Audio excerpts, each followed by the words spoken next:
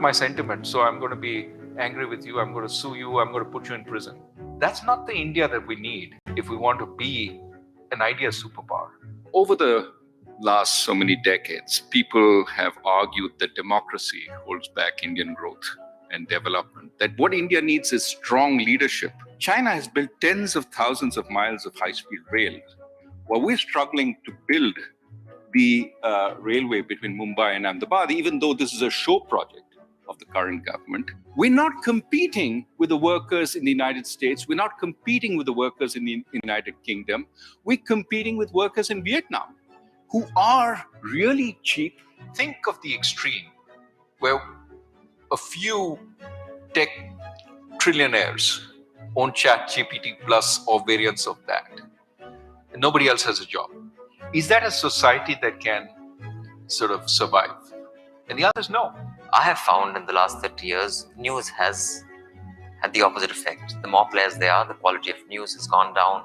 I think decentralized governance can be a big factor in improving the quality of public services that we get in India, allowing for rebellion, allowing for different thinking. Sometimes that's the beginning of great out-of-the-box thinking. Einstein wasn't a great student.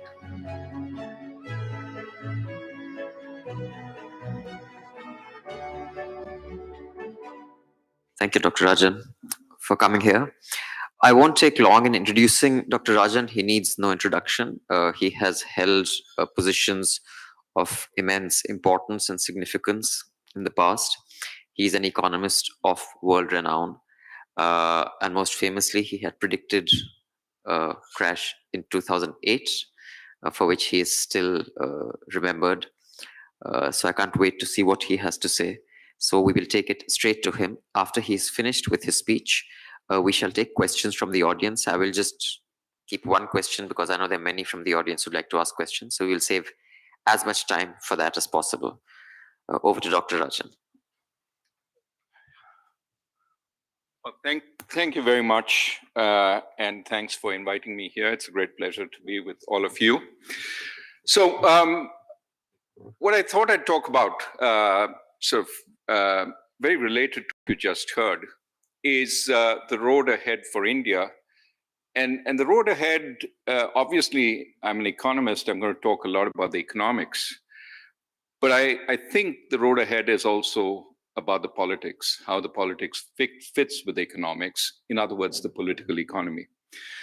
So I start with the notion that, over the last so many decades, people have argued that democracy holds back Indian growth and development, that what India needs is strong leadership, authoritarian leadership even, which will not have checks and balances on it, and which will do what is needed for Indian development. And what people have in mind when they say this is something like China, a model which emphasizes the production of goods and capital, not ideas and human capabilities. And they want India to follow that path, which has been extremely successful in China, in East Asia, the export-led growth model. Now, China is seeing the limits of that model and is trying to change. And I would argue that we need to be cognizant of all the limitations there, as well as how the world is changing. And in fact, what we need now is a truly Indian way. And I'm going to make the case for that today. So let's start with what alarms people about India's growth in the last few decades. And it's the extent to which Indian job growth, especially growth out of agriculture, has been in services and construction, not in manufacturing. The traditional path is people leave agriculture for manufacturing. Manufacturing grows. Eventually, manufacturing starts declining as people start demanding more goods and services, and as manufacturing becomes really productive, and then people move into services. And ultimately, services becomes dominant. Today, in most Western economies, services account for 70% of GDP. Most developing economies, typically agriculture is really dominant, then manufacturing sort of increases. China, it's about 35% of GDP, and then eventually it starts going down. India, it hasn't gone beyond 20% of GDP for 4 decades now. So India has been stuck in some sense in manufacturing. Now, within services, we've expanded. We account for a lot more of GDP through services. This is not just low-skilled consumer services. There's a lot of it: retail, hotels, restaurants, leisure, but also construction. Think of the Kirana shop as the typical sort of service firm, small and not high in scale. But there's also been an explosion in the last few years in what one calls producer services: IT, design, finance, legal, consulting, and an explosion in those exports in the last few months, something that is worth noting. And these employ a small but fast-growing share of the population, especially high-skilled. We've got low-skilled services. We also got high-skilled services. Now, have we missed the manufacturing bus altogether? Absolutely not. We have a strong global presence in some areas. Two-wheelers, for example, there's a lot of exports going into Africa. More recently, exporting some motorcycles to the land of the Harley Davidson. And we've seen whiskey being exported from India to Scotland. So, we can make things. But typically, these are areas where not only do we have strong domestic demand, for example, two-wheelers, but skills like R&D and design are important. Think pharmaceuticals, a certain amount of R&D is useful. Where do we do less well is low-skilled manufacturing, where low tariffs, strong and cheap power, ease of doing business, easy land acquisition, and a decently educated but docile, and importantly, docile labor force are needed to be competitive. We simply don't have all these. We don't check all these marks. And this is where the bulk of low-skilled manufacturing jobs are the world over, and these jobs are also decreasing. So the question is, why didn't we get these jobs earlier? Why did China and Vietnam succeed? Now, on the positive side, communist economies emphasize primary and secondary education to a far greater degree than we did in the early part of our democracy. And they have ample numbers of moderately educated workers, the kind that can do the moderately skilled labor that modern industry requires. Moreover, their authoritarian states can acquire land easily and build out infrastructure. I mean, democracy like ours, because of all the checks and balances, because somebody like Lata Mangeshkar could protest the flyover outside a window and stop that in its track. That's why we simply cannot build out infrastructure as fast as everyone else in the communist world. China has built tens of thousands of miles of high-speed rail, while we're struggling to build the railway between Mumbai and Ahmedabad, even though this is a show project of the current government. And probably will, as I last checked, it's going to be finished in 2028, many years after it was announced, even though all the weight of the government is behind it. That's just a fact of our democracy. We build infrastructure more slowly. Think about trying to build out infrastructure in what we have is a first world civil society and almost a first world democracy, but we have a second world government capacity. And therefore, it becomes much harder to do the things that in this country or in the United States, think of building a highway in the United States today. It would take a long, long time because of the various permissions and so on needed, as well as the NIMBY opposition that would set up. So India does that less well. But also, a lot of progress in China was made by local governments opening doors to favored businesses and removing bureaucratic and regulatory impediments to growth. In other words, as my colleague Chiang Tai-shek at Chicago says, competitive crony capitalism was a feature in China's strong growth. You needed help from the local government to break the rules, and that allowed local champions to emerge. Similarly, a key feature in China's growth was the suppression of labor unions and activism so that you kept wage growth below the growth of productivity, of labor productivity. And you also kept the rates that were paid to savers below competitive world rates. So cheap capital, cheap labor helped Chinese firms and helped them grow tremendously. In the longer run, this benefited the Chinese population. but it did require suppression of these kinds of market forces. Now, we cannot do all this. It's not even clear that we want to do it. Do we really want oppressive labor conditions? Do we want to suppress our unions to make sure that wages don't match productivity? We also have scored our own goals, right? We've made it harder for firms to grow in size without significant additional burdens.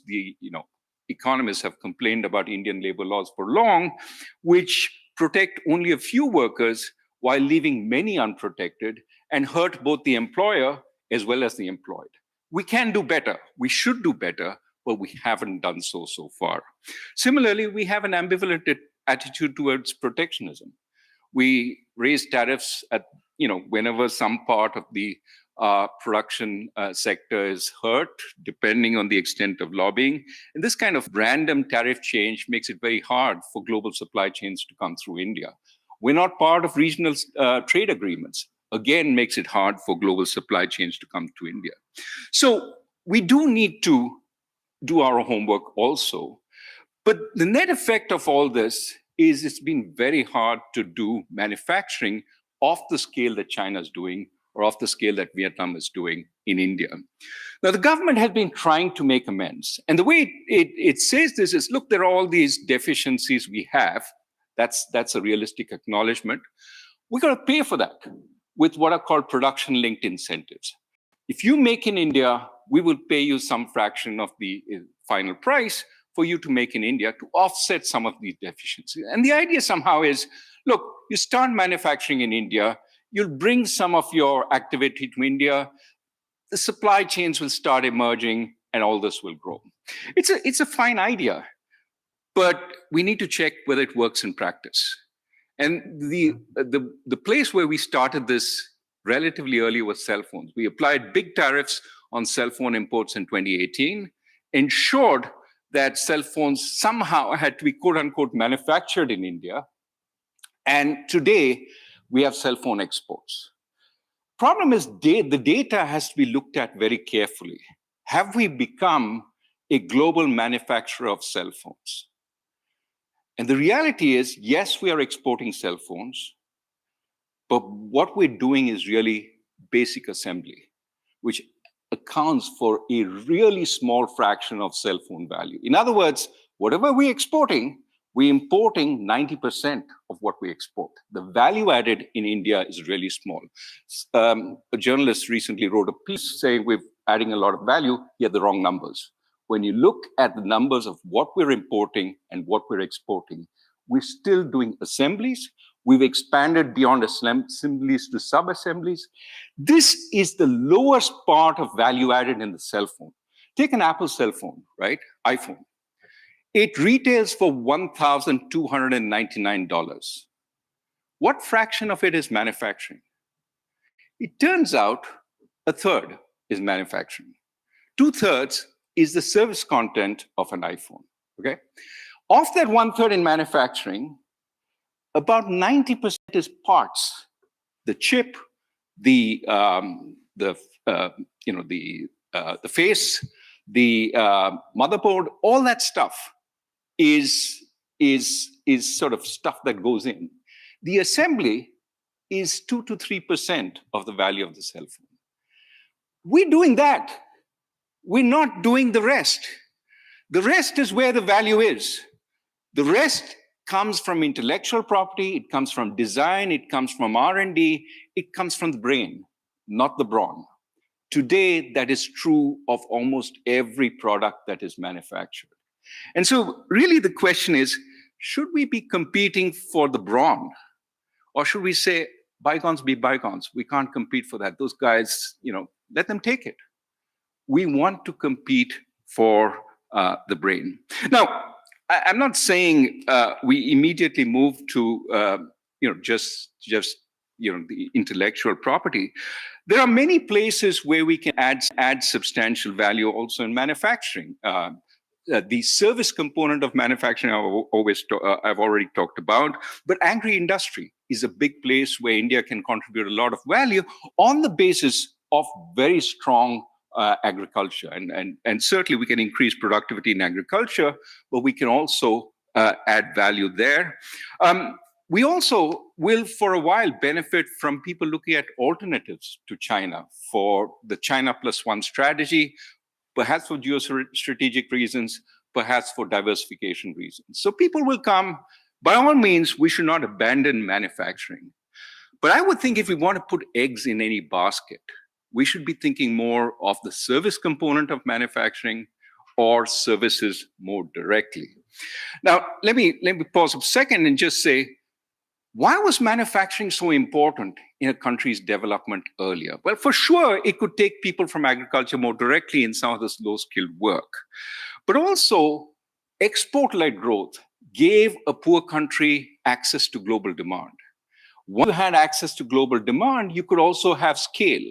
Once you have scale, even with moderately skilled workforce, you could have higher productivity. You could compete with industrial country firms, and that could increase incomes locally, and you could be on a virtuous cycle upwards. So manufacturing became the ladder to income growth and overall growth.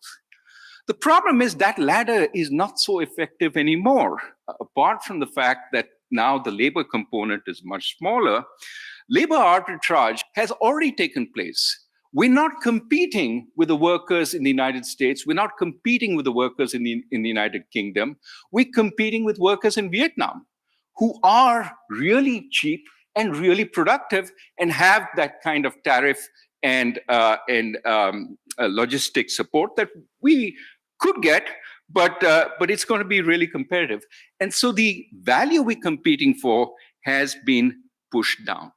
The place where competition still hasn't gotten as much hold, where there is some value we can capture, is certainly on the services side. Talking to an entrepreneur from Bangalore, he made a comment which sounds a little crude, but seems really to capture the idea. Do we want to be the serfs of the global production process, or do we want to be the lords of the production process? If you want to be the lords, capture the place where the lords are adding value. If you want to be the serfs, focus on low-skilled manufacturing as a way to grow, and that's going to take a long time. So why not choose an alternative path? And then just again, I told you about the Apple iPhone.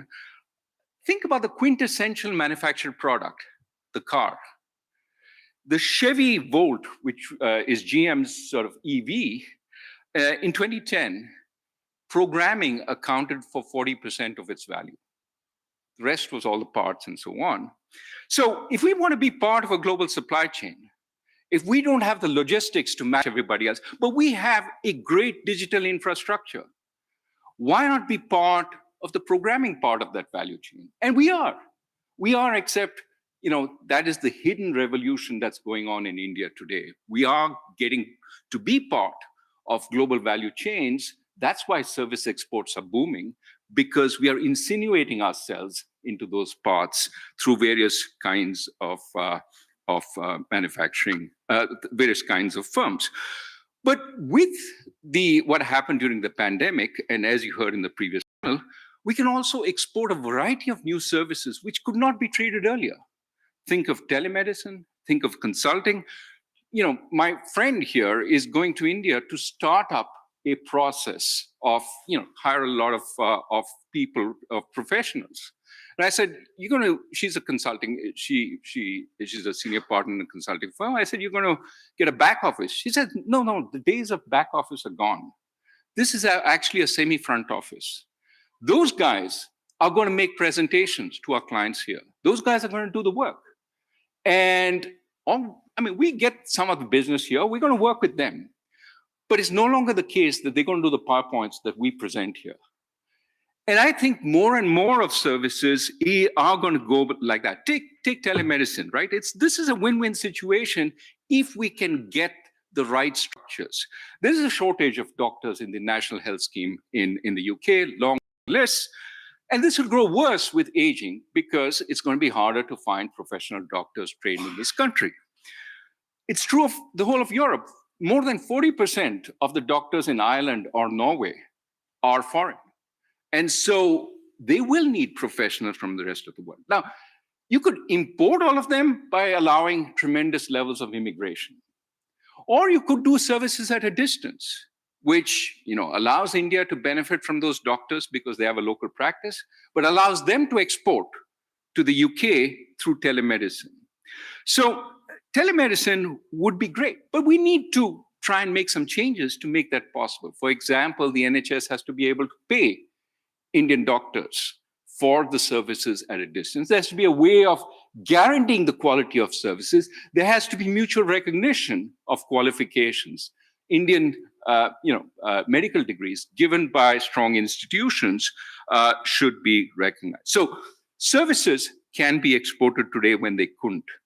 Also, services are much less dependent on scale than manufacturing. It doesn't just need to be export-led services. It can also be domestic-related services. We have a huge need for education. We have a huge need for healthcare. The COVID pandemic reflected that. We can grow a lot by even servicing our own demand, not necessarily just the export demand. And finally, there are many things which have brought down the need for scale in services. One of the biggest explosions, my friend Ramanand Nanda at Imperial tells me, one of the biggest explosion in services was because of cloud computing. Once you had cloud computing, you didn't have to buy the hardware. You didn't have to buy the whole network in order to be able to sell products. You just bought the cloud services and everything came with that, right? So again and again, what we're seeing is the way to grow is changing. The old large-scale manufacturing-led growth for exports is just one possibility. There are many other possibilities, some of which are much more attuned to India's strengths, right? So one example of something we could do, let me just emphasize, I'm not saying abandon the manufacturing bus. Try and catch it. It left the station long back, try and catch it. But in the process of running to catch it, let's not forget the services bus is drawing up. And the services bus is much easier for us to catch. And it was also something that we risk missing. It's a high value bus. We can do it now. Now, we have to recognize in all this that the biggest value in this new world is essentially from intellectual property embedded in products, right? And what we have to think more and more is how can we create those products, those apps, the platforms? How can we create 5G, for example, that we can sell the rest of the world? Now, a lot of 5G is software. The hardware is, a lot of it can be commoditized. But 5G, linking all that together, is about software. We have an advantage there. We can create that. But most important, I would argue, our biggest advantage is our democracy. Would you trust 5G that is sold to you from an authoritarian neighbor or an authoritarian country? No, because you worry about the backdoors that are built in. You worry that they might spy on your citizens. You worry that they may be blackmailed. You want a certain level of checks and balances on the other country to be able to start to trust the possibility of 5G being sold from there. India is in a good position. In fact, we're doing some of this already. There is an organization called MOSPI in IIIT Bangalore, which sells ID, such as we already created, the Aadhaar system, sells aspects of the India stack to a number of other countries.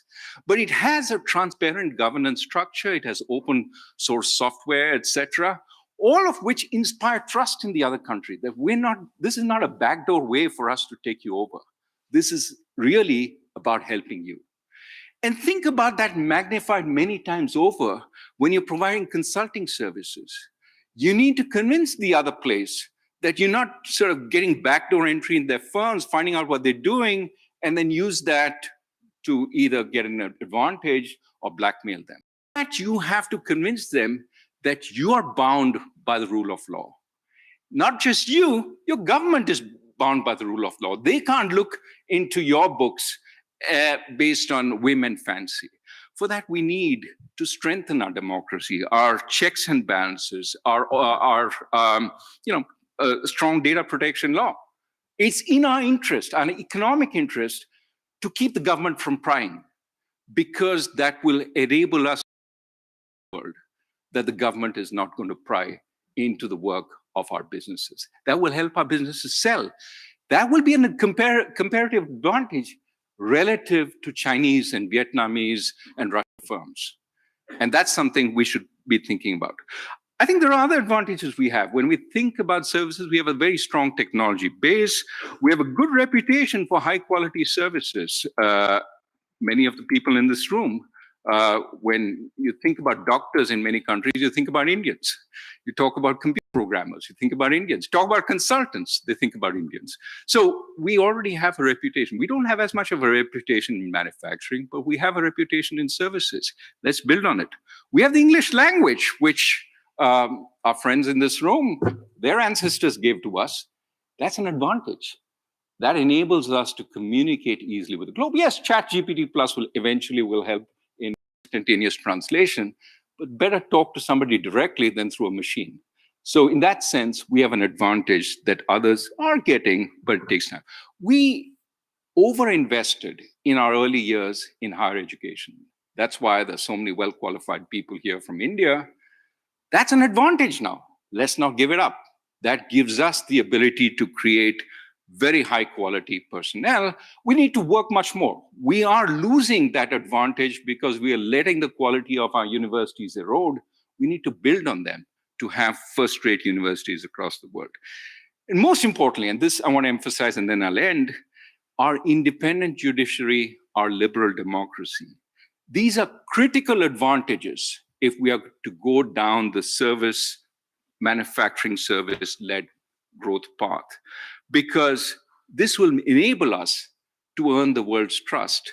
It's intrinsically necessary. I mean, we want democracy as Indians, but we also want democracy to be able to convince the world that we can be trusted, that we can be effective providers of these kinds of services. And so I would argue that,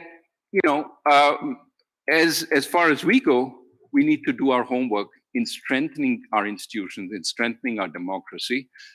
You've heard examples of how, there are lots of positives. Our democracy keeps surprising us with its resilience, but we need to do more. And lastly, I mean, people often ask me, you keep saying this, oh, I hear you're not against manufacturing. I thought you were. You're basically saying, let's sort of focus on the area we're stronger in, where we have a comparative advantage, rather than abandon manufacturing. I hear that. But what does that mean in terms of resource allocation? And I'll tell you what it means. It means that we don't spend $10 billion subsidizing chip factories, when in fact we could spend $10 billion on opening 100 top quality universities, 1,000 top quality secondary schools, or 10,000 primary schools. We need to focus on human capital, not build more chips, which are going to be, it's going to take us 30 years to get to the 20 years to the frontier, maybe 10 years if we're really optimistic. There's already a glut in chips. Chip manufacturing is not where the value is. Where the value is in chip design. We already have a presence in chip design. And if we produce 10,000 engineers a year of high quality, we can be a global presence in chip design.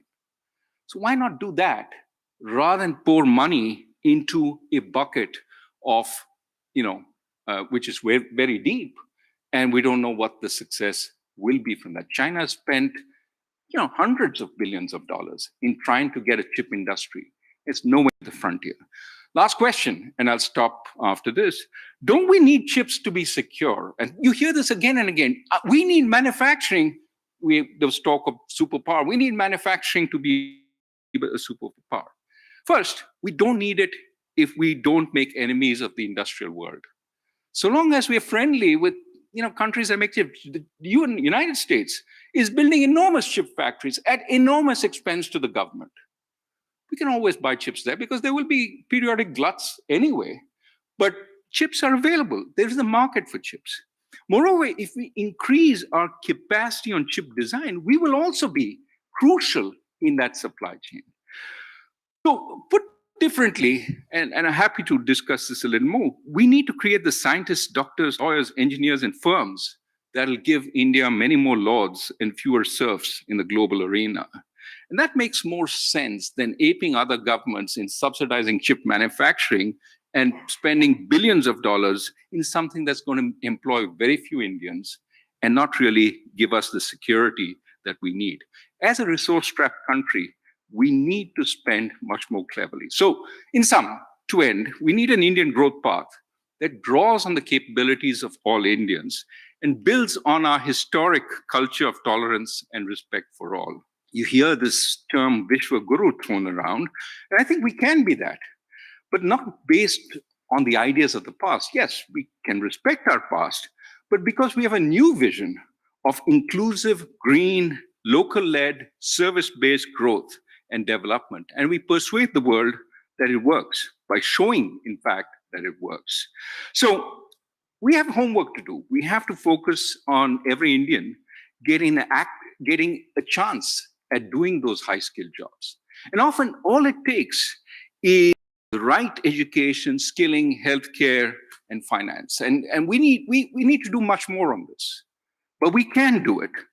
And to improve delivery of these, we need to remedy the mistakes of the past, including the excessive centralization and the top-down decision-making, which historically has inhibited our ability to deliver public services. We need to make public services much more responsive to the people. Then we will get higher quality public services. We require a learning, responsive government, and we need to strengthen the institutions of democracy. We need to offset the erosion that has been taking place in the last few years. But I think that if we do this, we can have a manifesto for change which is different from what other countries are embracing. In our 75th year of independence, I think India's best years are still ahead. But we have a lot of work to do. I hope we embark on that work. Thank you.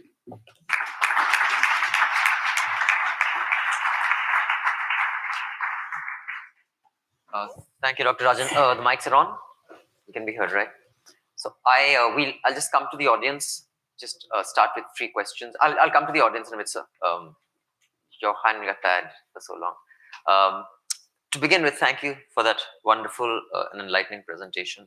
There is one aspect which is fairly recent, and I was wondering if there are any predictive models or any theses that would kind of predict what will happen, which is AI, artificial intelligence and machine learning. I have attended a presentation by a very celebrated doctor who has demonstrated how machine learning tools have an accuracy of detecting cancer based on scans and tests that are sent to them, which are in fact better than some doctors. AI is going to take service jobs before anything else, whether it's CAs, lawyers, and in some cases even journalists, as we've been seeing. You can't detect a report written by a journalist than from AI.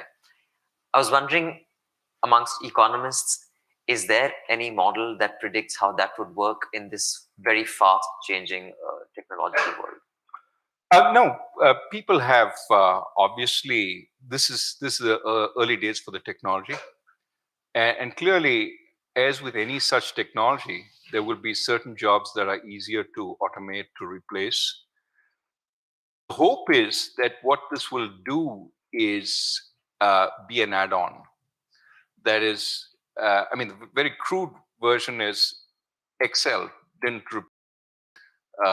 replace some clerks who jotted down stuff and added up columns, but also was a way for people to, do a lot of calculations very easily, and therefore made their jobs easier. And the hope is that what this will do is take out some routinized elements of jobs while leaving some other elements available. Now, there is a lot of fear that this will go beyond that. There's this notion that somehow creativity can be outsourced to ChatGPT plus. And the problem to some extent thus far is that first, must remember that in a sense, this is all correlations. And because language has a rationale to it, it sort of picks up the rationale in language. But the sense that this is thinking for itself, no. It's just finding out what the correlations are in a way which is far beyond our imagination, so that it does seem to some extent like thinking. But because we can't sort of unwind how that happens, at least for now, we can't be completely sure how it actually works. And so you can replace some routine stuff where you're sure that it's not going to go off track.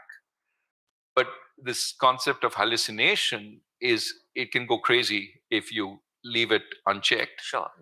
But also there are elements where it doesn't, because it's not thinking, it's not doing what decent people would do. Right. It's breaking the rules. And sometimes breaking the rules can be tremendously damaging to a company. So do you really want to allow something which can break the rules? In other words, I think for a long while, it probably is going to be available in a very controlled environment, in which it's going to be more an add-on rather than a replacement. Increasingly, we will trust our knowledge of it enough that it becomes replacements, for example, for the first layer of customer service. Translations. Or translations. And so, we will have to have people sort of move to higher levels of activity. And there will be a whole lot of people who will have to change jobs. Once you had the horse and carriage go away, the buggy, carriage driver had to change. Maybe they became a car driver. So there will be disruption in society. There will be disruption in a variety of services. But almost surely, you will have to have higher order education, higher order skills to still add value. And the people who can do that probably can add much more value, because it's augmented or transformed by think of it as capital, a machine. Mm-hmm. You're augmented by the machine. And so I think this just reinforces the need for us to focus on our human capital, on focusing on more, better education, better creativity, better debate. That ideas is going to be where the value remains. I mean, sometimes there's this notion that, oh, yeah, but you still have to put stuff together. Those manufacturing jobs remain. Mm-hmm. Well, those manufacturing jobs will also be ChatGPT'd out by robots. They're already, assembly is already been done by robots. Yeah, so in that sense, I think we have no option but to go upscale. But do you worry, because you spoke about the intersection of politics and economics, or the political economy, and in politics, polarization that we see the world over, and wealth inequality, and even in income inequality, but wealth inequality to far larger extent is at record highs ever since records have been kept. In that environment, while being a Luddite is a pejorative, I heard a podcast where the Luddites weren't altogether wrong. It did take away jobs, and while they did come back, one generation had to lose a lot for the subsequent gens. So while conflict in society wasn't as connected as it is today in the social media age, in an age of record inequality in wealth, in an age of polarization and conflict like we've never seen before, that generation that is going to lose so that future generations may gain, do you worry how that may play out in world politics and economics? No, for sure. So think of the extreme where a few tech trillionaires own ChatGPT Plus or variants of that. Nobody else has a job. Is that a society that can sort of survive? And the answer is no, because the rest are not going to sit and protect the property rights of the few and say, oh yeah, we're going to send all our money to you and you own all the robots, no worries. There is going to be a huge press for redistribution, right? Ideally, what you'd want is the rest to be able to do something which is given. Now, if all the work in the world is taken over by robots, Keynes thought about this when he was writing the economic prospects for our grandchildren. And he said the real trouble will be for us to figure out of ways to enjoy ourselves. How will we spend time when we don't have to do work anymore? And so let's not rule out the possibility that this is a good thing. that some of this work, especially the drudge work being taken away, is a good thing. We'll say, why were we translating all those boring things before? But creative translations, there may still be room for that. So, in other words, we may move up in work, we may have more leisure time, but this requires a restructuring of society. Otherwise, we'll have an implosion or an explosion because a lot of people don't partake of these benefits. So, in other words, we have to recreate society at the same time as we are recreating work. That's always happened. We just have to do it at a faster pace if this happens as fast as it's supposed to happen. But last point before we get off this, I think there's always a lot of hype around technological development, right? You know that. 3 years ago, no, 6 years ago, when I came back from India to the US, I had to buy a car. And I decided that for the first time in my life, I would lease a car because I thought with all the hype around, automatic driving cars were going to come, that driverless cars were on the way, and I'd be stuck with a petrol car, which I had to drive. So I wanted to lease it so I could give it back and buy that fully driving car when it came. It's still probably another 6, 7, 10 years away, right? Why? Because even though we've gotten to a high level in driverless cars, we want really to reduce the possibility of error close to zero before we feel happy with driverless cars. So it's very controlled environments in which we are allowing them, but not on the roads. Right. So it's going to take some time. I would think the same is true for ChatGPT Plus and its inroads in the rest of the world. It will take, you will see some easy places where it is used. But for it to replace a lot of work will take time. We'll figure out how to use it along with workers. My sense is if it reduces all our work a little bit, but we find a way to redistribute the income, even better. We find a way to redistribute the income being the operative part. It requires political adjustment. Yeah. Absolutely. This is my last question, and I'll come to the audience because I may not get a chance to ask a question of an economist with their eminence. I'm a news professional. I've been in news for about 30 years now. And I feel that with the traditional market philosophy and logic, which I agree with, that markets is best for price discovery, for resource allocation, and for providing a better product to the consumer. I have found in the last 30 years, news has had the opposite effect. The more players there are, the quality of news has gone down. Just the damaging aspects of it have outweighed the positive aspects, and there have been positive aspects or not. I was wondering briefly, have you given it any thought that is news a case of market failure, just like CNN has been getting a lot of criticism for that Trump interview that they did 2 years ago, which is only for ratings and not for any journalistic inquiry. Do you think there is a logic to the news model, whether it's a subscriber-driven model, whether it is an ad-driven model, or is it an inevitable market failure? So I'm an optimist on this, right?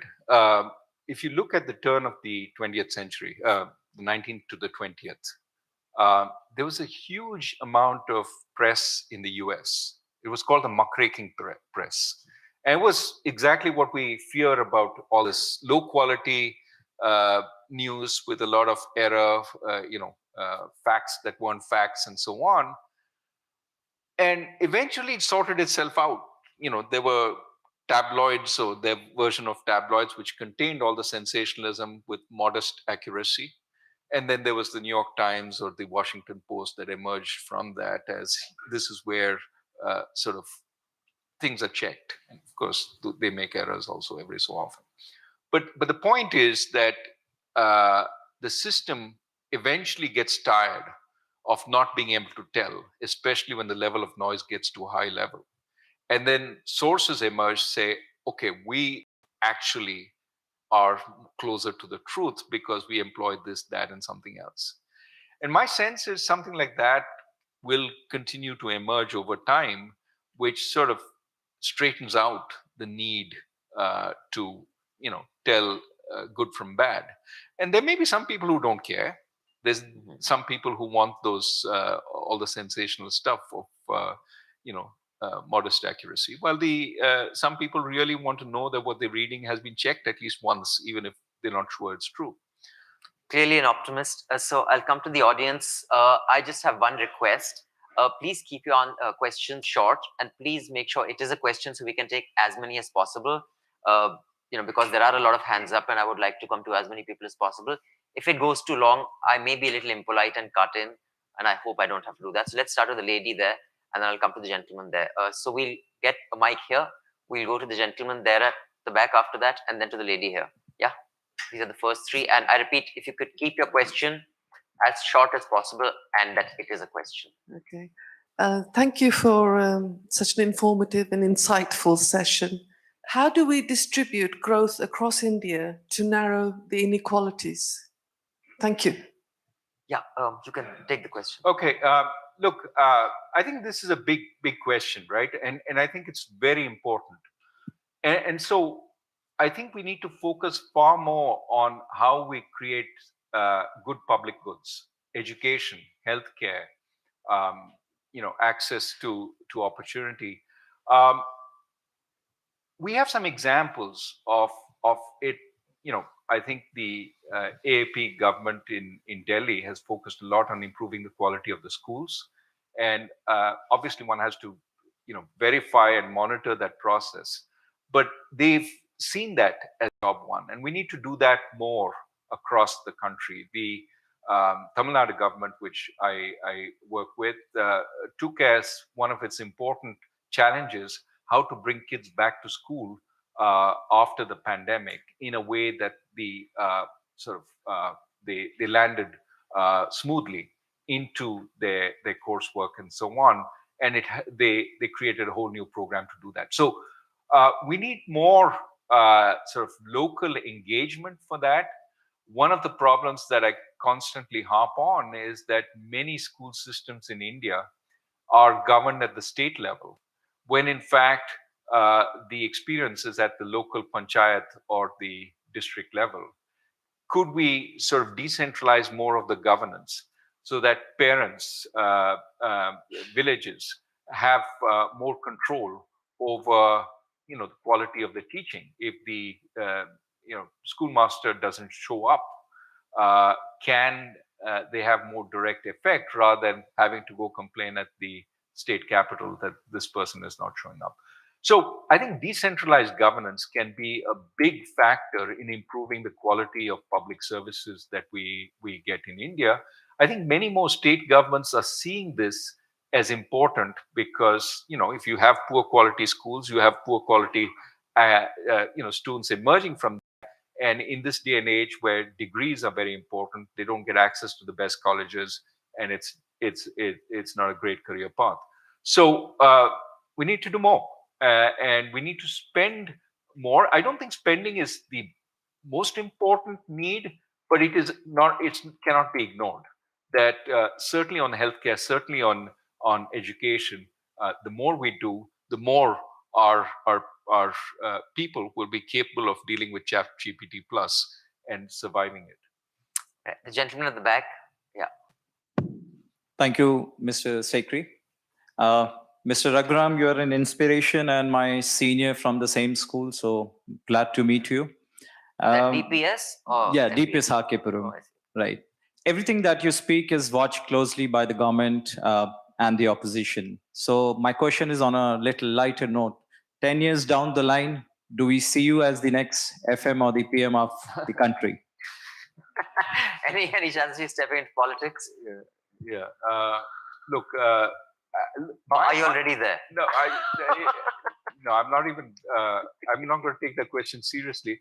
I will say that really what I'm engaged in. Why do I keep talking about India? There are lots of people who want me to stop talking about India, and the reason I talk about it is because I really feel that we are at a crossroad. We do have choices to make, and if we make the right choices, I'm not bothered about India being a superpower. That to me is not the point. The point is going back to what the father of the nation wanted, that you make every Indian happy. How do we do that? That should be our focus. And I think we're at a crossroad where we have to choose, and we can choose well. The lady here, yeah. Mr. Rajan, thank you so much for your talk. Just on the point you made about the growth paths for India, where do you see things like a free trade agreement which the UK and India are currently negotiating? Where do you see a role of that? Is there enough two-way advantages in there? Absolutely. But this is where I say we have to spend far more time, including in our presidency of the G20, which is almost done, to think about how do we create pathways for services exports. Now, the UK, 70% of the economy is about services. Can we think about how we facilitate service exchange between India and the UK? To focus the free trade agreement primarily on agriculture and manufacturing is missing the biggest part of the gains to trade from both countries. The UK has tremendous capabilities in knowledge production. You have three great universities. You have a tremendous presence in bioscience, certainly in artificial intelligence. India could benefit, and there could be tremendous gains from trade. How do we, the starters? I see that we're making taking some steps forward, mutual recognition of these, but we could do far more. If we can do that, I think, this would be a fantastic step forward. Gentleman here, yeah. Thank you, Raghuram Rajan. So my question is on, you talked about design thinking mindset and keeping that as a top layer. It's been ages, decades we have been in employment. When you go to the schools, if you ask any kid, they'll be I want to be a software engineer, I want to be this. It's more like mindset of thinking towards getting an employment rather than being an entrepreneur or being into the design thinking mindset. My question is, what should the policymakers do to get into the schools, the ground level schools, to change that mindset for the kids, to make it future ready? Two is, we see a lot between central and state governments. There's no amenable nature sometimes, and that creates some fuzz and doesn't actually deliver the best for the kids in the schools.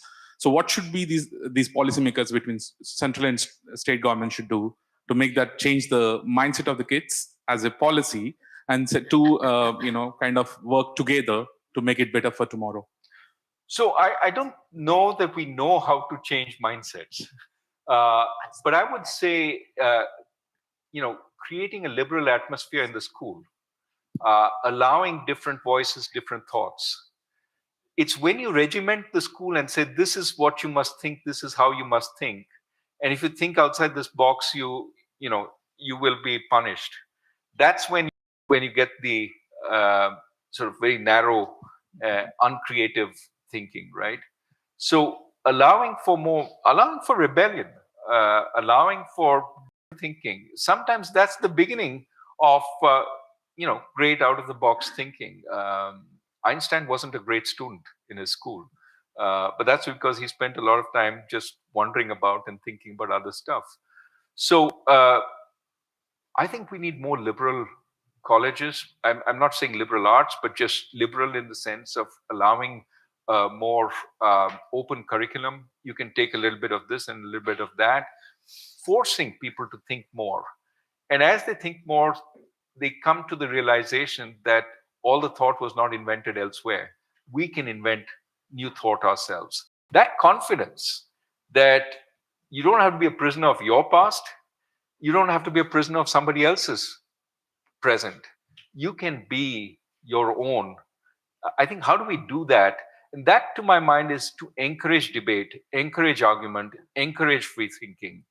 And that also requires a change in public life. Today, it's all about, you hurt my sentiment, so I'm going to be angry with you, I'm going to sue you, I'm going to put you in prison.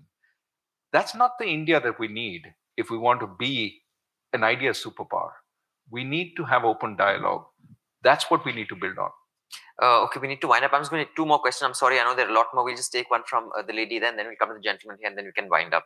I'm so sorry. I know there are lots, but I hope Dr. Rajan can interact with some people during lunch. Thank you. Thank you so much, Dr. Rajan. My question, if I may, is to bridge a little bit from the previous panel into your panel, and also to look a little bit outside of India and hear your thoughts more about India's role, particularly on the international financing system. A month from now, President Macron is hosting a financing summit to really address some of the major global challenges that were referenced on the first panel.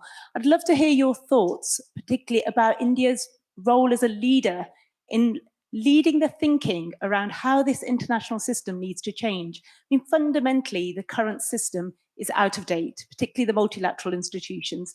And I would love to see much more leadership from India in this space about what the new system needs to look like. And I'd love to hear your thoughts today about where we could be taking a greater role there. Thank you. So given the time, I mean, we could spend a long time talking about what needs to be done on the climate front. Let me say quickly two things. One, yes, I like the idea in the previous panel, we should be focusing on common aversions. And clearly, climate is a huge threat. It is perhaps India's most important threat, because South Asia is going to be at the center of climate disruption. All this talk about wet bulb days and so on. It's going to be hard to live in some places in South Asia, but also our dependence on the monsoon, rainfall volatility is going to increase, and that's going to be problematic on either end. So we need to do a lot. It benefits us if there's much more climate action, and we need to be participants in that. I mean, there is a lot of value to India's position that, we weren't the guys who put it out there. But at the same time, we can't sort of make that the basis for inaction. We need to push for action because ultimately it's going to affect us. So I certainly think we need to emphasize that financing is a big part of what needs to happen. And we need to think about creative ways of finance plus subsidy, so that there's an element of subsidy which allows us to do some of the global public goods aspect of this. And in a sense, a payment for the fact that we're stopping way before we reach the levels that industrial countries are at. That said, I would say that almost surely a large part of the investment in South Asia and Sub-Saharan Africa, given the pace at which we're going on mitigation, will have to be on adaptation, not mitigation. And the world wants the rest of the world to mitigate, because it helps everybody else. But our more immediate concern is we're going to blow through the 1.5 degrees. We're going to have much more terrible weather situations. We need to invest in adaptation, because otherwise we're toast. If we neither do mitigation nor adaptation, almost surely we'll have migration. Migration is something, uncontrolled migration is something the industrial world does not want. So it is crisis time. India has to take a role. It has to keep saying, look, we didn't do it. But it also has to say, how do we sort of participate in the new design? And that design has to have elements of both mitigation and adaptation. Right. Last one quick question and a quick answer, because we are running behind schedule. Yes. On your suggestion that democracy is not just an ideal in itself, but it's something India could monetize through winning credibility for services.